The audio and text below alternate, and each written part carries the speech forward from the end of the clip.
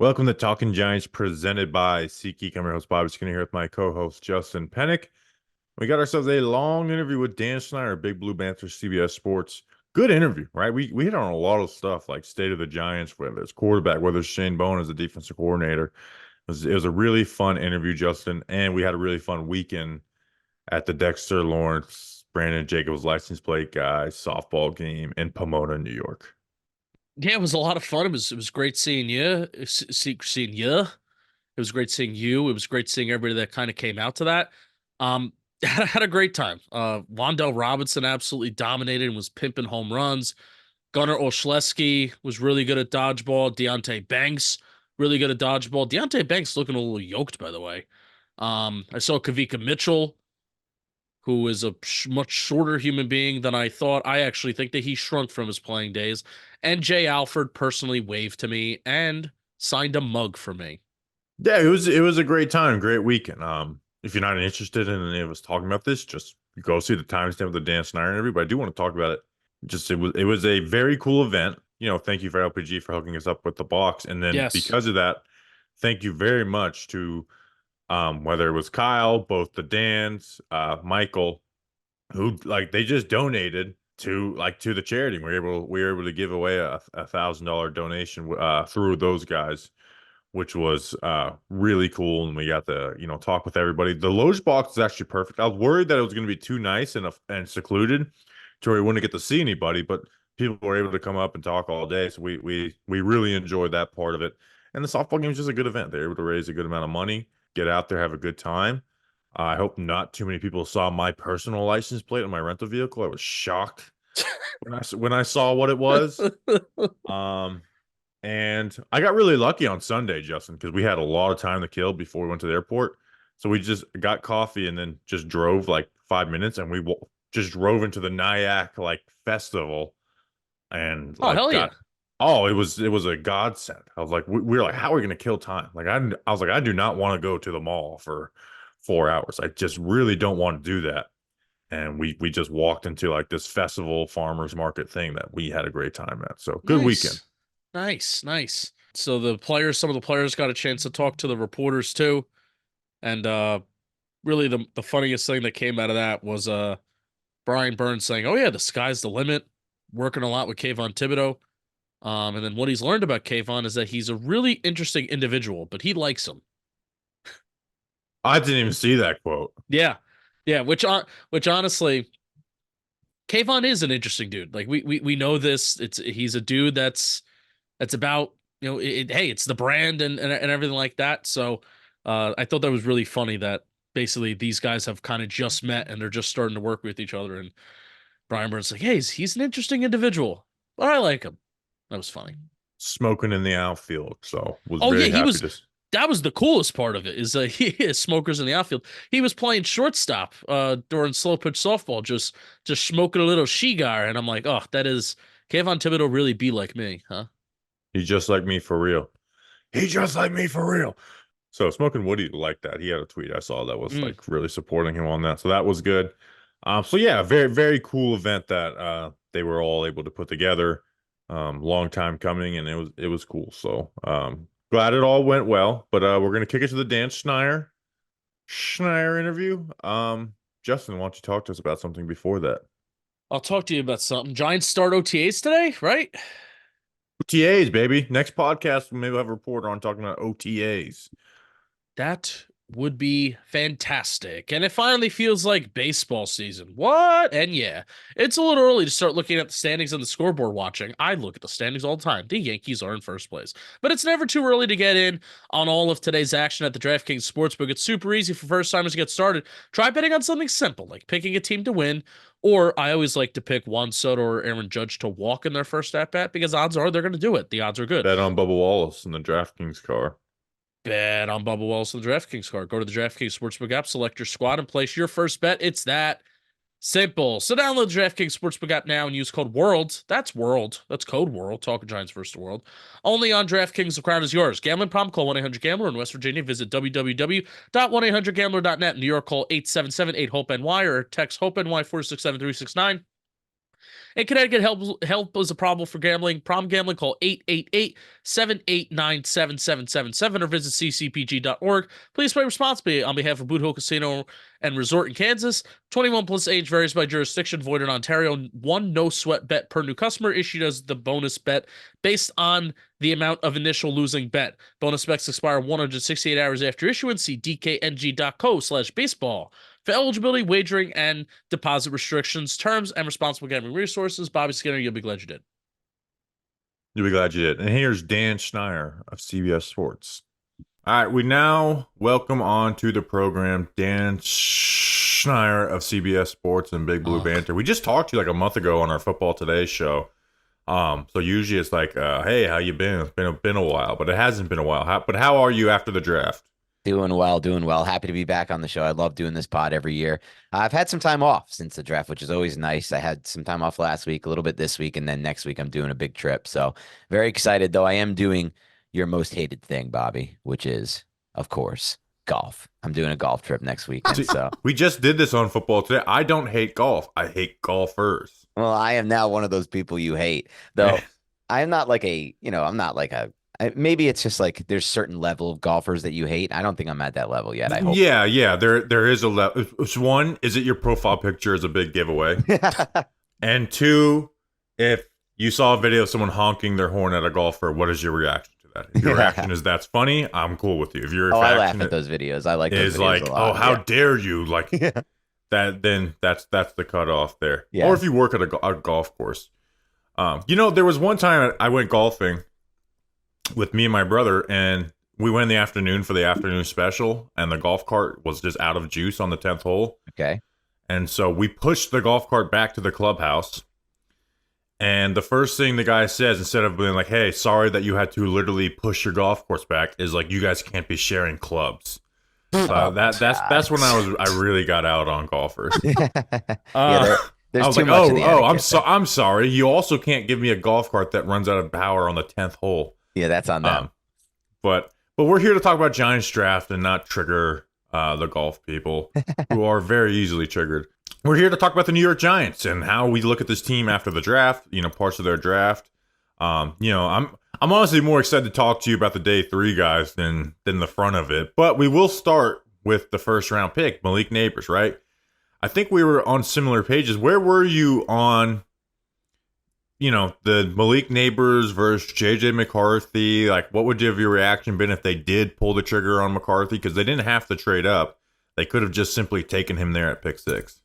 Yeah, those who listened to the show we did on your football show earlier before the draft probably have a good idea of where I'm at, which was essentially I would have been okay with the Giants pulling the trigger on McCarthy there at 6, and I would have talked myself into it. And I would have convinced myself that, look, it's Brian Dable who gets his chance to work with a young quarterback. And there are traits I like about JJ McCarthy's game. I actually can see more of a ceiling with McCarthy, personally for me at least, than Penix and Nix, the quarterbacks who were selected after McCarthy. Right. I just didn't personally see a ceiling there. But there was concerns that I had with McCarthy outside of just his natural arm talent, which I was not personally convinced of. Yes, I think he has good intermediate velocity and short throwing, and I think he's good on the run throwing the football.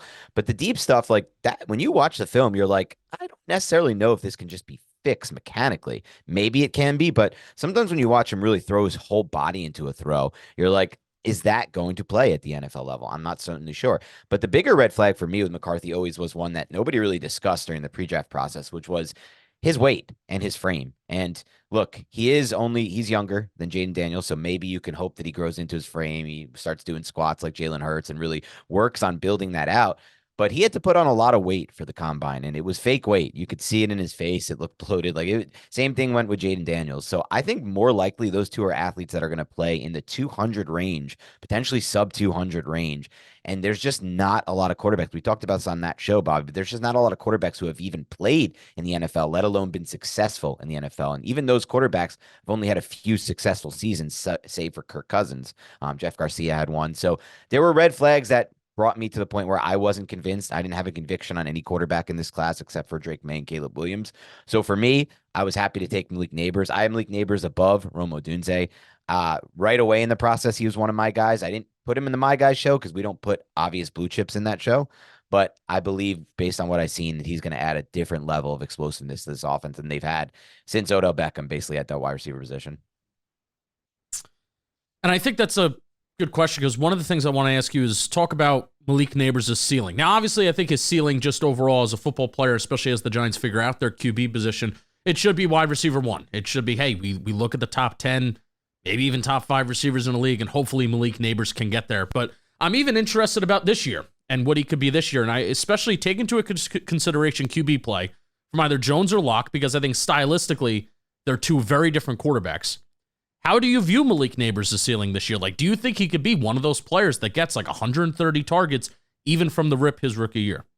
It's a really interesting debate because I don't think we fully know who's going to play quarterback for the Giants for all 17 games. I know some fans are convinced, or even crazy. I'm even crazy to suggest that it won't be Daniel Jones for all 17. Some fans are on the other side of it. They're crazy to think that he'll even play one game. So I don't really know where we're at. And I think, like you said, Justin, it's going to make a big difference on his stats, at least, or his ceiling for year one. Because I am a big believer that wide receiver play is very connected and linked to the quarterback play. And on that note, like, I think there is cases that, dispel it. Garrett Wilson's done a really good job of producing without quarterback play. Well, that would be my question. Do you think he is like QB proof when it comes to production? Obviously, right. We're not talking about wins and losses added in year one, but like his production, is he like in rookie of the year, like candidate stuff if we're not including quarterbacks? That's a great question. I think what I wrote about before the draft when I mocked him to the Giants was that he'll have his ceiling capped a little bit because the vertical game and the intermediate hole shots may not be there if Daniel Jones is the quarterback. But from watching this offense, and I'm sure you guys agree with this, you might disagree, and I would like to hear that. But from watching this offense for 2 years now on tape, like Kafka and Dable, there are enough opportunities in the easy layup throw range for Malik Nabers to get the football. And I watched him take advantage of those opportunities at LSU because not everything they did was slot, running him up the seam, things like that. Like, they had ways to get him the football around the line of scrimmage. Some of it was in the intermediate area, quick hitting stuff that I think can also work with Daniel Jones, like even just RPOs that Jones has run in the past where you can get the ball out in that quick slant range. I think those can work because if you give Nabers a little bit of space after the catch, sometimes he can turn that into a big play. And we've seen that over and over again. And his contact balance after the catch, when he first gets hit, I mean, that's the type of thing where that is quarterback proof. It really is in a lot of ways. But from a production standpoint, that's where I get a little bit more skeptical about that, just based on one, how hard it's been for some wide receivers to pick up this system and produce right away. Even Wan'Dale Robinson, it took him to, that Detroit Lions game in his rookie season to really have that breakout game. Fortunately, he got hurt. Jalen Hyatt struggled at times to produce just from a stat standpoint. I mean, this is obviously a tougher system to pick up. We saw that with Kadarius Toney and a few other, and not a few other receivers, basically just him. But so I'm not going to sit here and say I think he's going to be rookie of the year, or have the stats to be rookie of the year, especially when there's 6 quarterbacks drafted in round 1, and that's an award that goes to the quarterbacks most of the time. But I do think he is there. A lot of his production is quarterback proof, and that's what has me excited about him. Yeah, and that's the line I use over and over pre-draft and post-draft talking about him is all 3 levels. Like he is open at all 3 levels of the field. And that is what makes a guy a wide receiver 1. That's what makes him different than a Jalen Hyatt who's just open the deep. That's what makes him different from Isaiah Hodgins who's just going to be open in the short. And then Slayton's kind of an all 3 levels guy, but he's just not that level of player that we think Malik Nabers can be. And then you mentioned the yak element. Like, it's those guys change games, right? Now I know we're talking about a rookie who's never stepped on the field, but like, there's a difference between guys who can be productive, and there's a difference between a guy who you just get the ball and, oh shit, he made a play and we are in the end zone, right? And I'm doing my best to not compare to, a former Giant, to not put too lofty expectations on, right? But we haven't had that since, those first 2 years of Saquon, really, where you would just give him the ball and like, oh my God, he made this go 60 yards. So that's where I'm excited about Malik Nabers. Like, if you're asking me what I'm excited for watching this year on the offense, it's Andrew Thomas, once again, my favorite thing to watch in football. And then Malik Nabers and how he gets open, how he gets used. Like, how does Brian Dable use what we hope is eventually a true wide receiver 1? And Dan, you quote tweeted Ian, remind me how you say his last name. Ortiz? Yes. Where you quote tweeted this exact tweet that I keep going back to in this rookie season comp of Jalen Waddle, where it's, this is still the Brian Flores era before Mike McDaniel, where Tua is, check down Charlie and average depth of targets really low. And if you look at Jalen Waddle's yards per reception his rookie year in 2021, it's 9.8, and it jumps and explodes up to 18.1 when McDaniel comes around. But his stat line is 104 receptions, 140 targets, 1,000 yards, and 6 touchdowns, and less than 10 yards per reception, where, depending on how many games we may get out of Daniel Jones, that could be like a similar type of stat line that we see. And in a way, that would be Daniel Jones's best friend, is a guy that can get open in the intermediate part of the field that could be there and be available for him. Yeah, I don't think that's an unfair, kind of projection of what his stats could be. And I think we're going to be able to see it. Obviously, we do this on both of our shows, and that's what we provide. But we're going to be able to see what his impact is outside of just the stats and the box score stuff, because I do think that's the most important factor here. And I even think, when it comes I'm excited for Slayton to get wide receiver 2 coverage. Yes. And I'm excited. I mean, we'll see if it can take advantage of it, but I'm excited for some, backside posts with Hyatt. Yeah, I'm not excited for that yet until we get until we have a quarterback who's going to pull the trigger on that. But maybe, maybe they can find a way to do that. I also just think in general on the other side of the field, if they get Tracy or Wandell out there, there's going to be a lot of space for them to operate with after the catch. Again, more of the layup type throws. But I feel like from a ceiling standpoint, you asked me that earlier, Justin. I talked about this on my show. I am much higher on Nabers' ceiling than maybe some people realize. From my evaluation of him, you said Jalen Waddle. I comped him to him to some degree, but there are different aspects of his game that I'm more excited about even than Jalen Waddle. Like, for example, like the double moves on the vertical plane. I think he's even smoother than Waddle getting in those. And more importantly, I compared it to almost like Alvin Kamara. I did the same thing with Tony because I just don't know the other kind of comparison from receiver I can find. There probably are some that I'm not thinking of, but that ability to it's kind of like the lower ankle flexion when he's going into contact, and then to get out of that contact and break that tackle. That's not something even I see and Waddle has that ability in his game. And so did Henry Ruggs to some extent before obviously what happened with him. But there's a different level with Nabers. It's almost like watching a Tony or a Alvin Kamara in that ability, that contact balance upon contact. And that's what really has me excited about him, because that's the type of thing where you could see him in the open field and it looks like it's just going to be like a 13, 14-yard gain. And all of a sudden it turns into a much bigger play. And I saw that a ton watching him at LSU. Yeah, I'm very excited just to watch him. Another guy I'm excited to watch, and it may not be the flashy guy on Sunday, but it's, when we go back and watch the All-22 on Monday night, Tyler Nubin. What sticks out to you the most about Tyler Nubin? So what sticks out to me the most is something that I'm sure has been discussed the most, but then I'm going to also bring in something that hasn't really, in my mind, been discussed enough that sticks out to him. So obviously what sticks out the most with Nubin is easily his instincts as a safety. I think anyone can see that. And when I watch, my favorite safety in the class where we drafted McKinney was Antoine Winfield, and we can go back and look at that. Same. But I was just a massive fan of him. I thought he was the safety one in that class, and a big reason was his instincts. And I love that Nubin came into that program when he was still there and had that year sitting on the bench learning from him, who I think is going to be, is probably already one of the best safeties in the NFL, but I think he'll be that way for a long time, Antoine Winfield. And just to learn from him and then kind of put it into context, I see a lot of ability for him to make plays in the deep half, but not just in the deep half, really in that robber role. That's where I think he's going to make the most plays for the Giants already right away in year one within the Shane Bowen system. So I think if you're asking just the number one trait for him, it's definitely instincts, which are probably the number one trait for any safety. But I think the trait that hasn't been discussed enough with him that I like the most is his physicality. I think he's a very physical player when he's coming downhill into that alley. And that to me is so important, because I said this on our podcast a bunch, but I feel like that's been lost at the safety position in recent years. Yes, McKinney was in the right place, the right times a lot of the time, but I didn't feel like he was that physical presence of like a Landon Collins or Jabril Peppers. And Nubin isn't at that level of it, but he plays a lot more physical than people realize. And that's the biggest aspect of his game that has me excited, because I do think in the secondary, the Giants need more. They just needed more of a physicality to them and an ability coming downhill and attacking downhill on the line of scrimmage. And that's one of my biggest worries about this defense, especially with Shane Bowen as defensive coordinator, is the defensive backs tackling physicality and run defense. But with Nubin, like, you go watch that Michigan. I think the Michigan game is one of the most fun to watch on Nubin. Even though you don't have the splash plays on it, but you kind of see him flash the versatility. Like you said, getting downhill. There's a play where he takes on a fullback and just blows him, blows through his shoulders.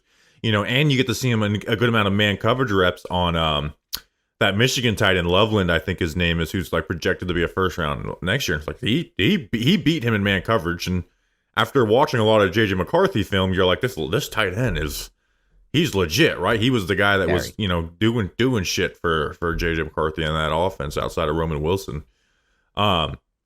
So like that's where you get to see some of the man coverage from off, and then the physicality. You don't see the flash plays. But you mentioned the instincts. To me, yeah, it's instincts. You can just tell when you go and like break down his interceptions that this is a guy who prepares, right? And then you listen to his post-draft press conference and like the things he's like looking to key on, whether it's a QB patting the ball, right? Which I think is something that gets overrated in QBs, but the best safeties can pick up keys on that and find where you're going. Like looking, I always remember Ed Reed talking about like, I knew if it was a run or pass play based on this wide receiver coming out of the huddle, that he's prepared. What was the interception? Was it Illinois, Justin, where they're in cover 2 and he's the left safety and he baits the quarterback. The quarterback throws a seam up the right field and he gets an interception on it. Like that. Yeah. That type of stuff where like you're going above and beyond your responsibility, keying in on what they're doing and and getting a turnover out of those plays. Like you just tell he's going to be someone who's prepared from day one. Yeah, I think that's part like instincts and is one aspect of it. Preparation is a huge aspect of it, and that goes in hand with it. And then the other thing that I noticed with him that I really liked about watching McKinney back at Alabama and then with the Giants, more so with Patrick Graham and obviously a little bit less so with Wink, were just the angles that he takes the football. I feel the same way with Tyler Nubin. It's the angles that they take. It's understanding of the depth perception, where they're at, and where to drive on that pass to either get your hands in for a PBU or at some cases make the interception. And those great safeties typically take the right angles to the ball. And I feel like he maybe doesn't do it at the same level as McKinney. I really feel like McKinney was unbelievable at that. And in a lot of ways, it wasn't showcased as much in Wink Martindale's defense, but I think that Nubin can do that really well. Did we talk about the thing about Nubin that you said that we're not talking about enough? It's the physicality. That's okay. The thing for me, because I feel like a lot of it's been talked about what he's going to be in the deep post and the robber role as kind of an interception PBU guy, but it's that downhill stuff that really excites me. All right, so Bobby's been doing Shane Bowen all 22 live streams as during like this downtime of the year. And I basically want to know from your perspective and from Bobby's perspective, he hasn't really had a chance to fully talk on it too. I want you guys to share notes on what you're seeing with his system and how some of our important players fit into them, because I think if there's one thing about this defense riding into this year, we're going to be relying on the players that we need to be good. They really need to be freaking good. So what are your thoughts on Bowen's defense?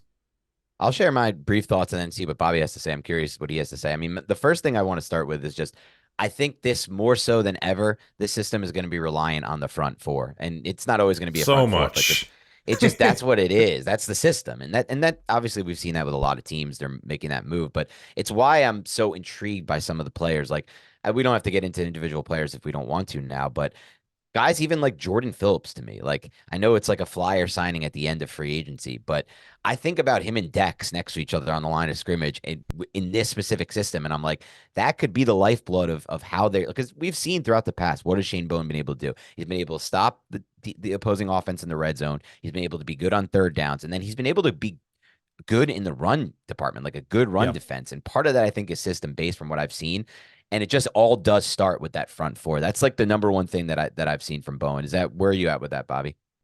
The front four, like you said, it is very important. One, he doesn't blitz, right? Basically, like I've been charting him through 3 games. He's blitzed on pass plays 7 times per game. Some of those are replacement blitzes where they drop a D lineman and send a linebacker. But the main one's been a nickel blitz. Like very, very rarely is it like, hey, we're lining guys up, linebackers in the A gap, or we're bringing, a 5-man front. It is basically a 4-man front. And as a pass rushers, he aligns those ends up wide and lets them kind of do their thing, whether it's work the corner, work outside in, gives them like that ability to freestyle a bit, which is good and bad, right? It'll lead to some more sacks. It'll also lead to quarterbacks getting outside the pocket and being able to create some time. But like the run defense, they had some run defenders on that front four in Tennessee, right? Jeffrey Simmons is just a monster, right? For some reason, I don't think Jeffrey Simmons gets talked about in the same way that, Chris Jones, Dex, and Quinnen do, when I think he's right there with those guys. He's a beast. Danico Autry was a huge piece for them, who's now in Houston. And Harold Landry, who's, a bigger guy on the end. So that's where I worry, is that Burns and Kayvon are just not the run defenders that the Tennessee guys are going to have.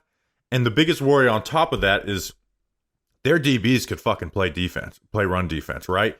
Sean Murphy-Bunting was excellent at it. And Roger McCreary, who was their slot corner, was also excellent at it. And that's my biggest. I mean, that's a huge worry for all three starting corners right now, right? Banks, I think, is a good tackler and hitter. He's got to work on getting off blocks, but he's the best. Flot is an issue. Andru Phillips, I like the physicality Andru Phillips plays with, but he misses tackle. Yes. Horrible tackle. So that's where I get worried about it, because it is so reliant, and they play from light boxes, even though they play in more like, I could talk about this stuff forever because it's been on my mind the last couple of weeks. That's where I worry, is the DBs aren't going to bring the same effort, and that was something that kind of killed Wink a little bit in his run defense. Yep. Everyone looked at the defense attack like year 2 when they got when they added Ashawn and Nacho and had Leonard and Dex. I thought the front 7 was really good against the run. They funneled everything, they squeezed everything inside, funneled out to the DBs, and that's where you saw the big runs come from.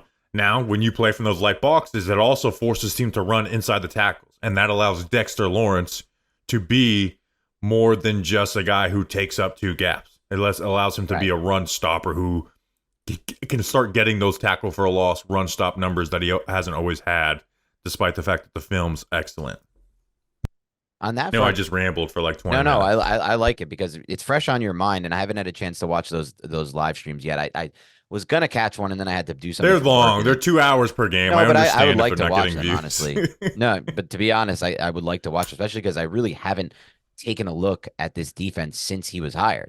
Obviously, it turned to draft coverage after that, and since there's been some post draft, so I need to get back into it as well to kind of see, and that's going to be a great way to do it. But I was going to ask you, because I honestly, to me, this is great content bringing it down. So you said rambling, but I don't really agree with that.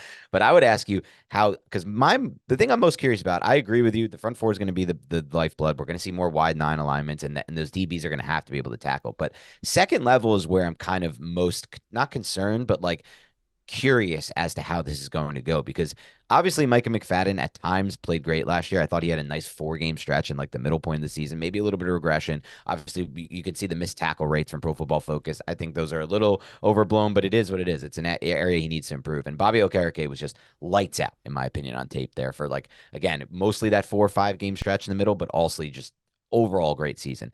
How do you think he's going to use the linebackers? That's what really has me most curious about how this defense is going to change. Okereke, even if he doesn't put up like some of the same I don't think Okereke is going to have some of the same coverage stuff that he was able to with the Wink. Because with Wink, they're getting the ball out quick. He knows where to be. I do worry about McFadden, right? Because Wink's defense was a perfect fit for McFadden, and they took him off the field on 3rd downs where he struggles in coverage, right? In the Wink defense, it was stack boxes. It was D-line. You're going to control 2 gaps. You're going to play the run, and we're going to allow our linebackers to get downhill and be free. And that's where McFadden's at his best. And that's where I worry that he may have some issues. 1, he's going to have more coverage responsibility on 1st and 2nd down in this defense. And then 2, he's not going to be able to just be aggressive downhill. There's going to be a little more reading and trying to stack and shed instead of just shooting downhill. And that's an area we've seen him struggle with, by the way, in the past. That's what has me concerned. So it's like, I'm curious if we might not be seeing coming, but he could see a downtick in playing time for sure this season. But I'm hoping that the first part of what you said, the Okereke, that's the one that really stands out to me, because fellow Okereke really found his groove within this system, and it was kind of perfect with what they envisioned it would be. And it's like, I'm just hoping that remains the same within a new system. Obviously, it's run defense wise, it's similar to what he did in Indy. Yes. Pass defense is different because Indy was a lot of cover 2, cover 4, where Bowen's cover 1, cover 3, which I guess are pretty similar for the linebacker. Run defense, it's going to be, again, I think he's going to be really good. He just may not have the box, the double-digit tackles for losses, the interceptions and pass breakups, despite the fact that we'll go watch the film and see he's still just as good of a player. But even then, like you saw Okereke, like he not struggled. He was a good linebacker, but he was not the player that he was the first 4 games of the season, right? Yeah, like there was a lot of the big runs in the first few games, like was due to some Okereke hesitancy in the system, and then it just seemed like Miami, it just really clicked for him, and then the Buffalo game being the one that really got it rolling. So I'm interested. I think the safeties are going to be a key part, right? And that's why losing McKinney hurts so much, but it makes the addition of Nubin important, because the safeties are just, you're rotating pre and post snap almost every single down, right? Right. Like they live out of light boxes, 2 high coverages, but they also live out of cover 1 and cover 3, which are like single high coverages. So, Pinnock is, versatile. I don't really trust him as like the too high deep threat, not because athletic. I just think his instincts are a tick behind. Where I think Nubin's going to have a lot of those responsibilities, but they're just those guys are got to get ready to move pre and post snap and be ready to be on top of shit because they're going to be asked. They're going to be asked to do a lot, whether it's getting down into the run fit late or spinning up on the coverage late too. Yep. Yeah. I want to. We'll do one more question on the defense, and then we'll move back to the offense side of the ball with some more draft picks. But it looks like Flott's going to play the outside. Like, I still think Nick McLeod is going to wind up winning that job on the outside, believe it or not. Like, that's my pick. But Flott's, that's what they're saying through the spring. Banks is CB1, and then Phillips in the nickel. How do you feel about that group? And also, I want to hear your thoughts just on Andru Phillips as a prospect to begin with, because that was, I haven't had a pick probably since Saquon Barkley that I just did not like. Okay, but even including the Cordell Flott pick, that was a different level for you than this one? No, well, Bobby freaked out because he just didn't know him back then. But no, because we weren't, draft coverage wasn't going as well. Yeah. No, but Andru Phillips, just I'm proud of myself that I kind of knew him pre-draft, but like reaction wise, I was like, I just don't really like this player. So where are you at with him? Part of that has to do with Haynes being on the board too.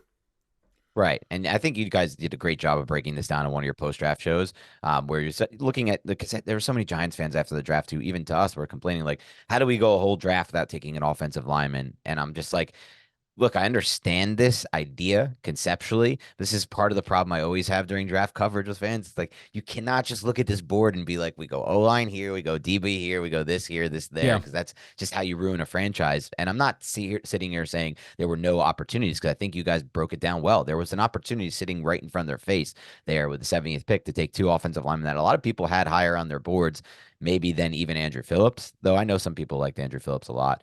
And what was it, Haynes, and then it was BB, who the Cowboys selected a few picks after the Giants. As far as that decision goes, I'm just going to defer to them on that. They probably feel like we're at the point where we needed to rely on the guys we've drafted on the offensive line and the guys we've signed to really play, and we don't want to draft over them. And that's something that. But what do you think? So here's the thing, like, that scares me. You could defer to them all you want, but you have your, like, we have our own eyes, and we're seeing, what even Aaron Stinney's done, what Evan Neal's done. It scares me trusting Azudu and Neal. What do you think about that, Dan? Agreed. It definitely scares me from that standpoint. But I tend to think, as far as Andru Phillips goes, there are aspects of his game that intrigue me. I'm obviously not. I wasn't super thrilled with the pick of all the draft picks they made. That was probably the one I was my least favorite. But I think something Bobby mentioned earlier, and this is maybe something they're banking on, and maybe they're putting a little too much coaching hubris on this, but he does play with a level of physicality. It has not shown up yet in the tackling, and that's something he's going to have to work on. I think that's obvious, but maybe the way they're viewing this is that's something correctable. We can teach that, and we can get him to a level where we need to be. But you can't teach is kind of that click and close and that physicality combined with the click and close, and that's something I like about watching him. Like, he has.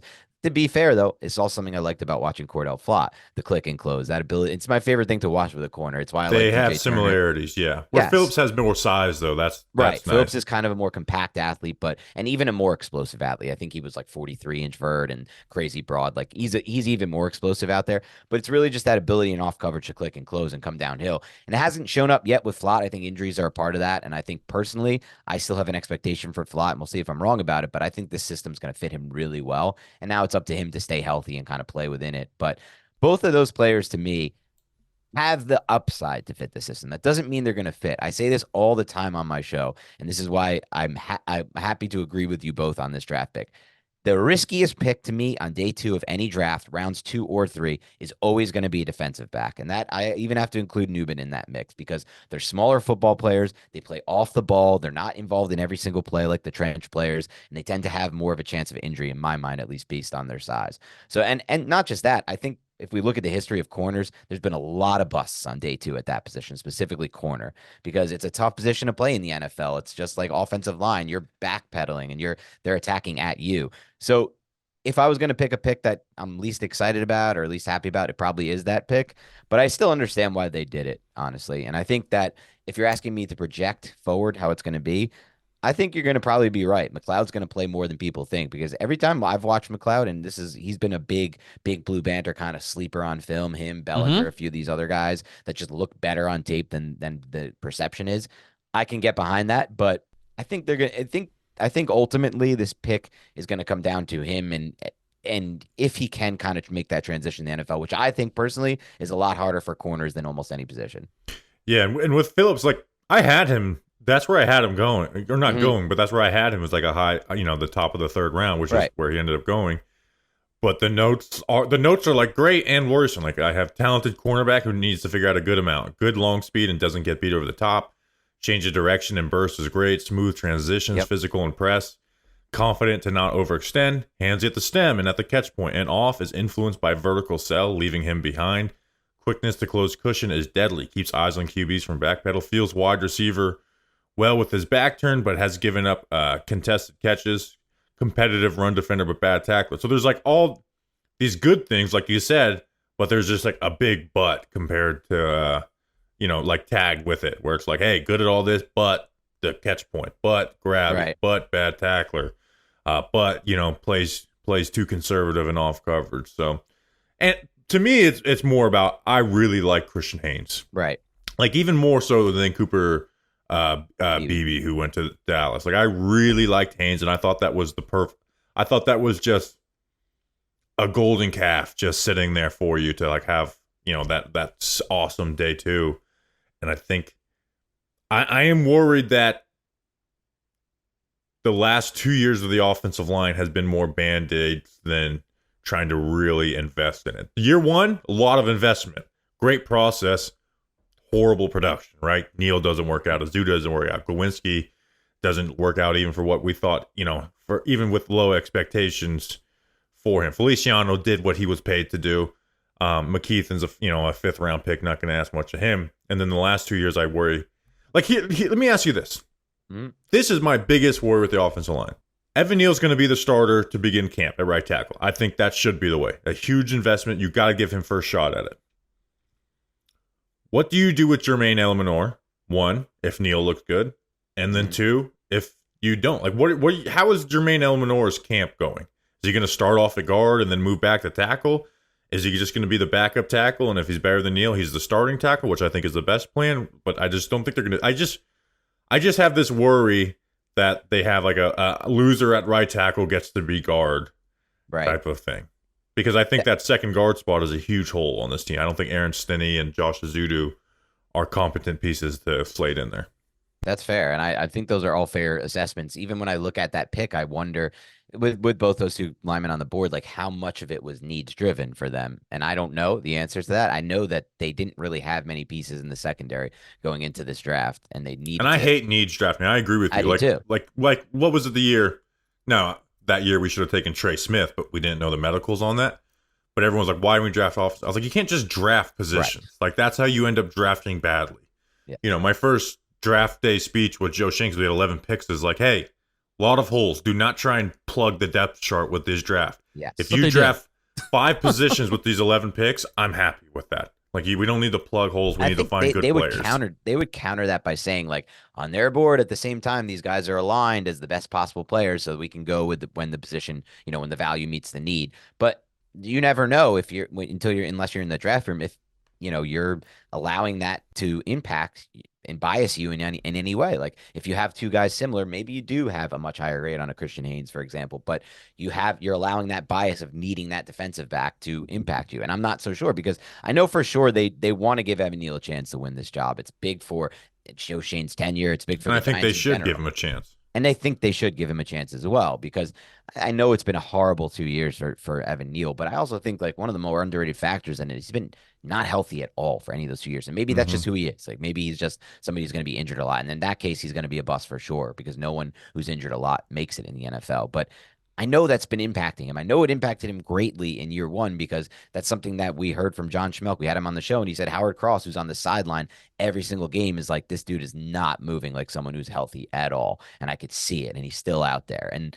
obviously they played him through it a little bit as a rookie. And then last year with more injuries for Evan Neal. But I would like to see him fully healthy and see if that's going to change. But the guard position is really interesting because you're talking about guys like Christian Haynes and Beebe who could play guard potentially in year one if things went well and they took to the coaching early. And that I'm not so sure about because you're right. I can't just sit here and say, oh, you put Jermaine Luminor at right guard, start him there at camp. Everything's going to be great because I feel like he's been a better tackle than guard in his career. So that's not a lock. That's the ironic thing is that Luminor right now is a better football player than Evan Neal, but you're going to have Evan Neal there because you need him because he's the 7th pick. I just worry he's going to get the Ben Bredesen treatment. It's like, oh, you're our best interior offensive line. Be on the bench. Best, like, okay, well, guess what? Now you have to play every single position because we want these other guys to work out. And we didn't get a backup center. And what's that going to do for like Schmitz too? Because we need him to take the next step, obviously. And now he's playing next to a brand new player on the left side with John Runyon, who hopefully will provide like a veteran state stability. But there's never any guarantee to that. We signed Mark Lewinsky to a similar deal, and that a little cheaper, but that went nowhere. And obviously, if you're talking about the right guard position, what he's going to have to his right side, JMS, it's like, well, maybe it's going to be Luminor to start, but if Neal falters, then we don't really know. We'll put in Stinney, and at that point, it's like, that point, Erzudu, and who I've basically mostly been a left guard and left tackle. So you're right. It still is at a point where it's crazy. Like, you can't feel confident about this by any means. I don't think that I'm trying to preach that at all because I'm definitely not feeling confident about the offensive line. But I also know that from their perspective, they needed to add to that secondary as well. So I just hope it wasn't a need space pick, I guess. Yeah, I'm not worried about like, cornerback versus O-line at the 3rd round pick. Yeah. I just worry about this offensive line in general. Whether they take an O-line in the draft or not. And while all this is happening, Andru Thomas is just still amazing throughout all. Like, it's amazing that we have all these concerns about an offensive line when we have like the 3rd best, if not better, left tackle in the NFL. I can't believe we're at this point. Like, have you ever watched Eastbound and Down? Yes, I watched the whole thing. I like when Stevie Janowski is like yelling, and then what's the black actor's name from? He's in Pineapple Express, Hot Tub Time Machine.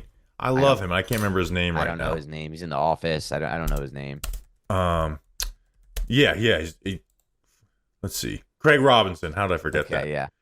Where Stevie Janowski's like, he's as tall, and Craig Robinson's like, who the fuck is this guy? And that's to me, that's Andru Thomas with a new left guard every 2 weeks. Yeah, like, every year, right. I'm strong. Who the fuck is this guy? But I will say this about the Andru Thomas thing, him being fully healthy. If he's fully healthy, which that's the other thing with Eliminor. What happens if Thomas goes down? I know that's like he's your we got swing to it's a good thing to have a good backup player. I know that's a foreign concept with a lot of people in Giants land, right? Like we don't just have to trade away Darius Slayton because we got Malik Nabers. Right. Like it's okay to have more than one good player at a position, especially at left tackle and quarterback. I always talk about swing tackle being more important than people realize, and same with QB too. That's my personal opinion on that one. But on the first part with Thomas, what I wanted to say about the O-line, the one thing that does have me, I don't want to say excited, but feeling breathing a little easier is that I don't think he was ever fully healthy last year, Andru Thomas, and I think he was playing hurt. And I didn't really, he still played great. He was still great on film, but he wasn't at the elite levels he was in my mind. And I think the biggest difference, which we'll see this year, is they're going to have the ability to slide protection more and leave him on an island. And that's going to help the guys on the right side like Neal and whoever it may be. And they're actually going to have this year tight ends who they can put in there who can help with pass protection as well. Because I don't think, he's a finished product by any means, but I saw some decent reps of Theo Johnson, even in pass protection. And then the 2 guys they signed, Stahl and Manhurst, those guys could potentially also help. Block, dude. I hope Manhurst these guys can block. Like, so now with the ability to slide protection away from Thomas, leave him on an island, hopefully, in my mind at least, that will help the rest of the offensive line. But there's other aspects of the line that confuse. Like last year, I don't think the Giants utilized John Michael Schmitz at all to fit his skill set. And I think that was to me, it didn't make much sense that you have a good mover who moves really fluidly, and he's not being used as a weapon on the run game at all. Something I thought was weird about the first season. Obviously, the pass protection. They got rid of pin and pull, which was so successful for them in 2022. No idea why you would draft JMS and get rid of that, but that's something that they did, and maybe it's based on other injuries on the O-line. I don't know the true factors there, but I think they can do better by JMS as well this year, the coaching. So I think a lot of it hopefully, and I'm not here to, I'm sitting here and saying like, because I know some people believe this, like Bobby Johnson was the whole reason the Giants offensive line was bad. Now they have Carmen Brasil. Everything's going to be great. But I do think there are things they can do differently based on the health of Thomas and based on utilizing players like JMS to fit their skill set that will improve this offensive line.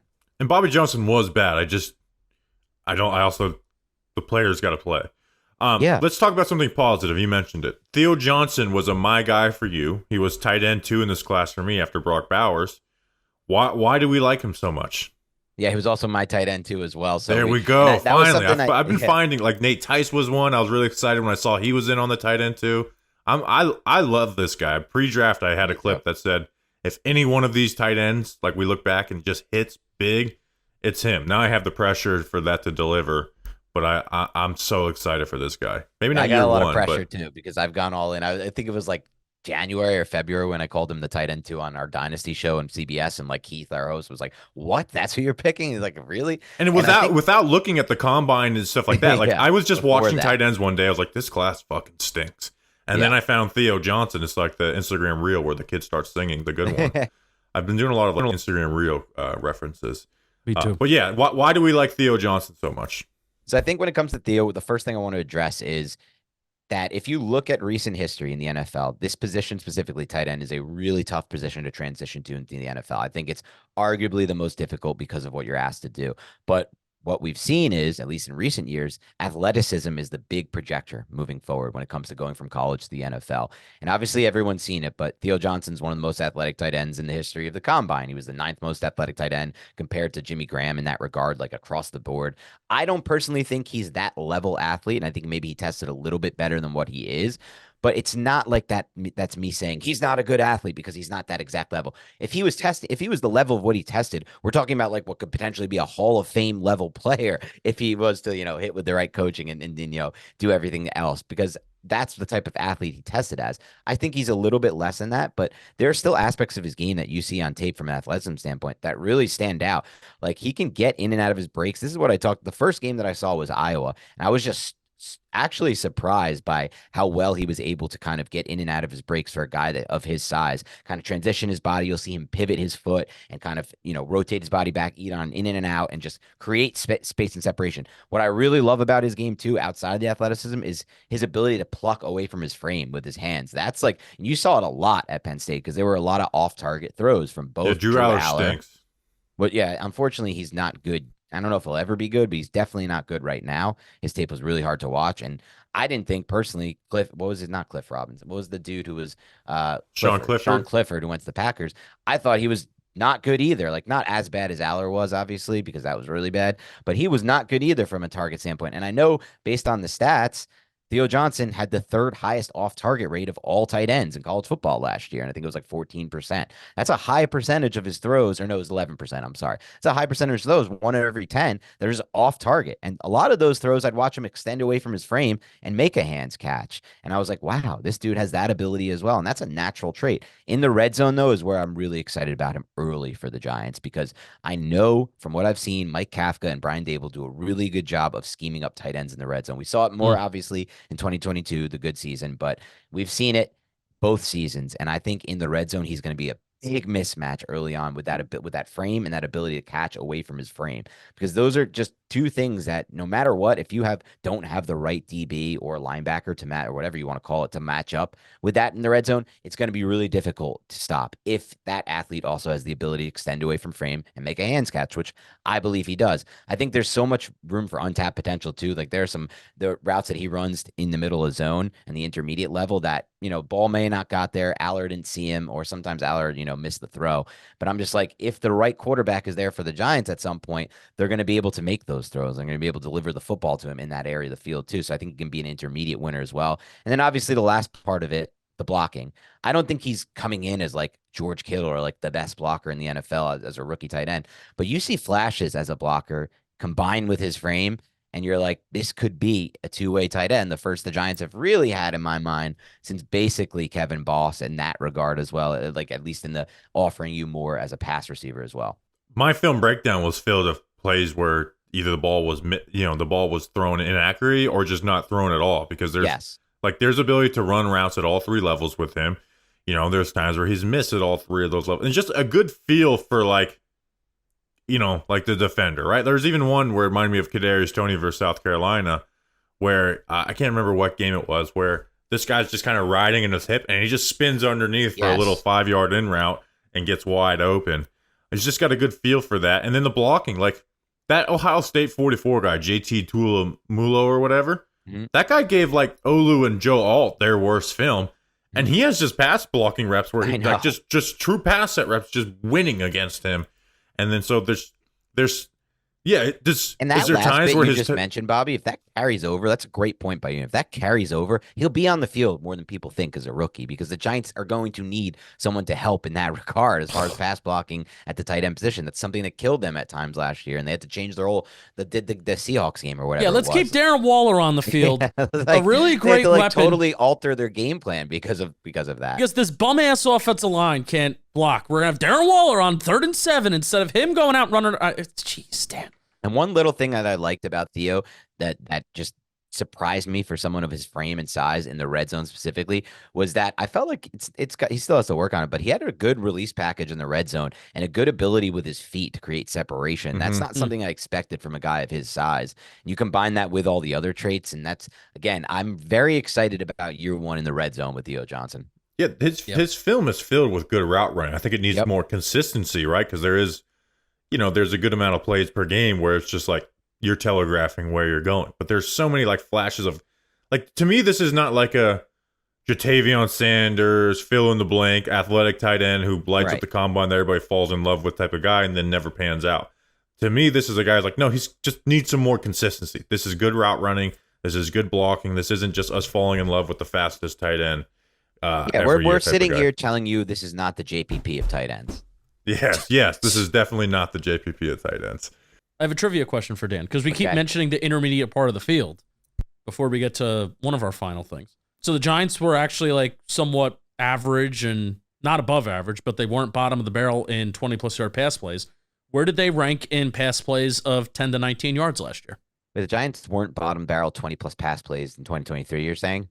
Yeah, they actually, if you separated just from the second half of the season with DeVito and Tyrod Taylor, they were average in 20-plus yard pass plays. Where were they in the first half of the season before? Very bad. That's where they were bad. Okay. So, but overall season, where were they ranked in 10 to 19 yard pass plays? Overall season, I feel like DeVito had some hole shots. From my memory of the tape, so I feel like that's going to bring the number up a little bit. And DeVito's 4 starts, whatever it was, 3-4 starts. Okay, so I'm going to bring it up a little there. Tyrod, I feel like was either just 3-step drop, ripping verticals, or throwing underneath. So I don't think it's too high. I'm going to say they were like in the 20s. They were last, and there was a gap. There was a gap between. There was like an 11 play gap between them and the Bears. They really don't use the intermediate. If you don't ever want to, if you're Justin Fields, you're comparing to the Justin Fields usage of the intermediate middle of the field, you know you're in trouble.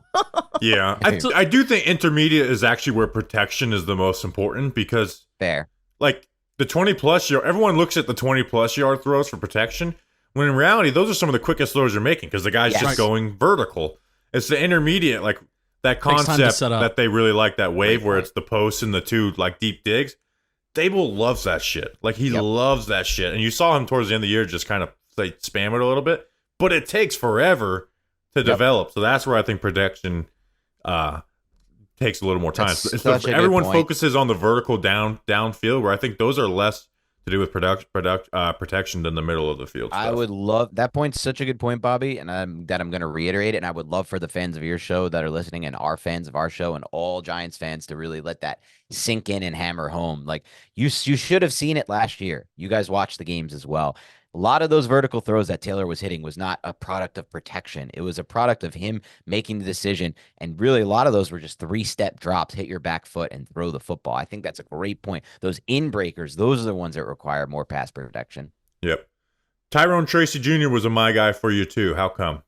I got lucky there. I got 2 my guys at the end of this draft for the Giants. We were happy. We were 5 for 5 on having evaluations until Muasa. Oh, that's awesome. That's awesome. That's the best honestly, feeling. They could have drafted 5 guys we hated, and we would have been happy. Just like, hey, just because you got to, I know we got write-ups did on most all of these the work guys already. I love that part too. I feel the same way. But and I would say I even got 3 my guys out of this draft. If you include Malik Nabers, we just don't usually pick them blue chips. But Nick said the minute I watched Nabers, he's like, this is going to be a Dan Schneier type of receiver, because those are my types of guys, the separation guys more than the other side of it. But as far as Tracy, one of the reasons he was my guy is that just felt like when I watched his tape, there's so much athleticism that translates on film. And it's no surprise to me that Giants are interested in him because, and we'll see if they bring it back again, like you mentioned less of it last year, but his ability on some of those counter plays and those power gap concepts, it's just very unique when he's running the football. He has a different style than fans are going to be used to.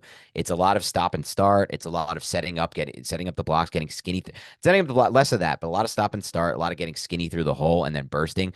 But the number one trait I liked about Tyrone Tracy was his yards after contact and the ability to create after contact. Obviously, the metrics say he was one of the best yards after contact running backs in the entire nation, but the eye test says it as well when you watch him. It is hard to bring this dude down. It's hard to tackle him. And once he gets a little bit of space, he's going to get in that open field and become basically a weapon the Giants don't, in my mind, currently have at the running back position. I like Eric Gray. I think could be a good runner, and I think he does some of the things well as far as setting up the blocks, getting in between the holes, a little bit of burst in and out, more of like a phone, make you miss in a phone booth kind of guy than Tracy is.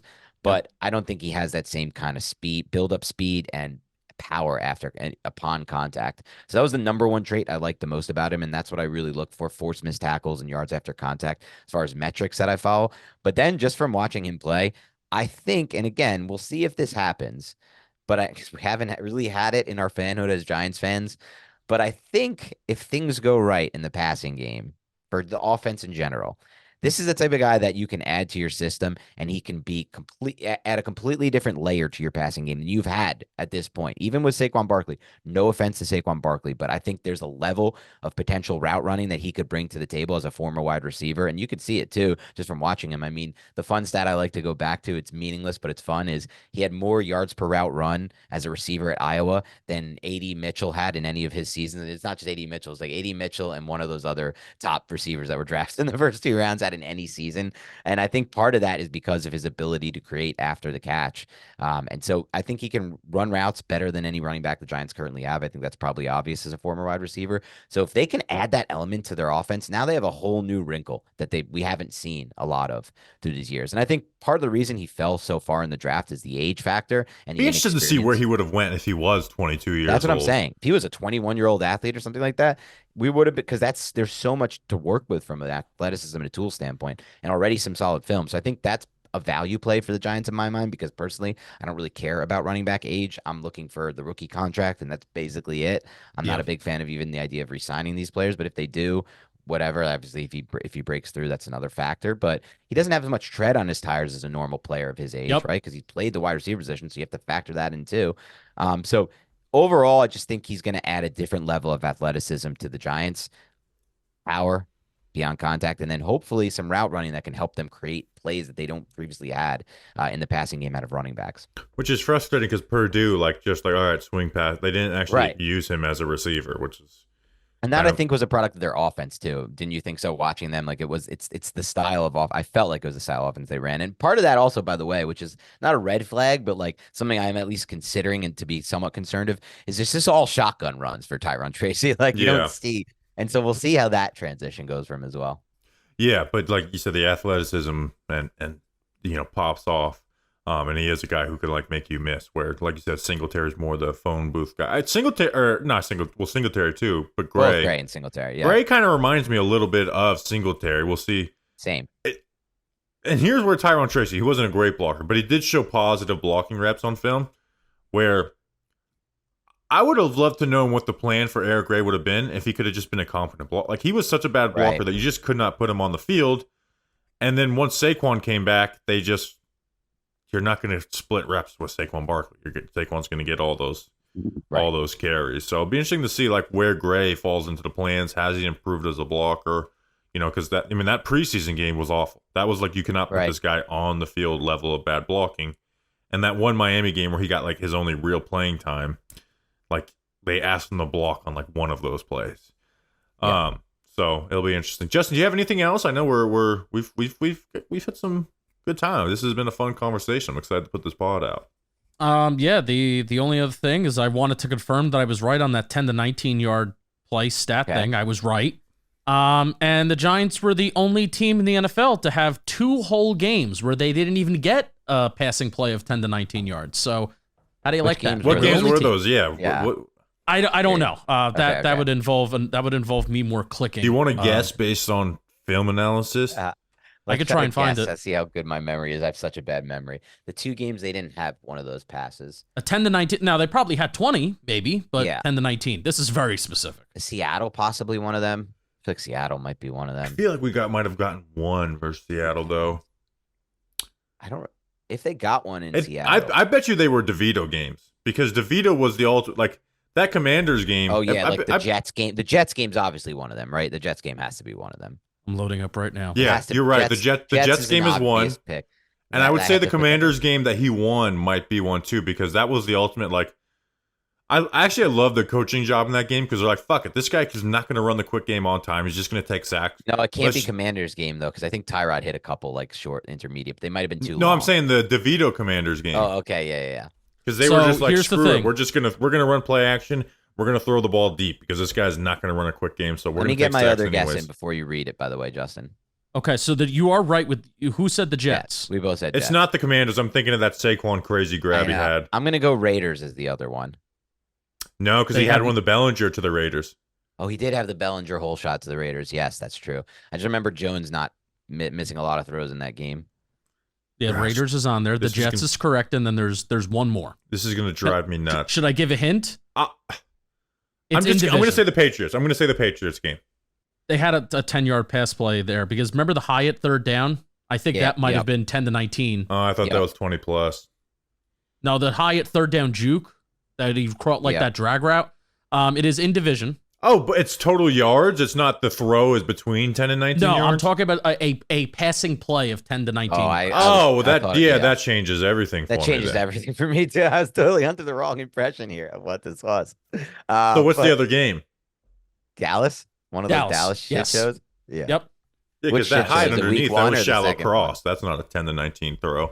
No, but it's a 10 to 19 yard play. Okay. I'm with Bobby here. I don't love this stat anymore. Not against you, Justin, but now I'm losing interest in this stat. I mean, who knows what's gonna happen after the catch? It's not if you're dumping it down, you get 11 yards. Like, come on.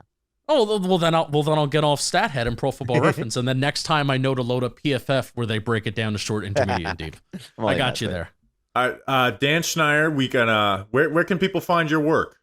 So you can find my work on CBS Sports. I'm writing more fantasy content than ever before there. That's fantasy football related content. And as far as talking, you can find me on Big Blue Banter. That's a New York Giants podcast I co-host with Nick Filato. And then also on CBS Sports, I'm on the Fantasy Football Today show. So you'll find me there as well. And then Twitter at Dan Schneier NFL. Appreciate you as always. Always fun to do this post-draft episode. We have your co-host Filato on for pre-draft, mid-round guys. And then which, by the way, he had a great streak of getting guys, and we got to get back on track with that. But he did. Can I want to? This is one last thing I want to say about this draft class. Yeah. Just because this draft class didn't have a first round safety, I love this safety class, and we talked about Cole Bishop on that one. I loved Cam Kinchins, Tyler Nubin, Dejan Taylor Demerson. Mustafa's the best tackling run defender I've ever seen in my life. Like, I love this safety class, despite the fact that it didn't have like a Kyle Hamilton, Brian Branch type guy in it. But all right, that's an episode. We appreciate you as always, Dan Schneier. We will see you on the next one. Actually, you know what? Might have to do ads after this. Thank you, Dan Schneier. Have a good one. All right, thank you, Dan, again for jumping on. Again, really, really fun episode interview with him. Again, thank you everyone that came out to the softball game. It was a great time. Good to see everybody. Justin, anything else before we head out of here? No, I'll be on vacation this week, going to Charlotte. So we'll see if I'm talking to whatever reporter we have, or it could be a Bobby and solo beat reporter show. We'll see. We'll see. What beat reporter would I feel the best doing solo with? None of them. All right, Justin, we'll see you on Friday though. Until then, let's go Big Blue.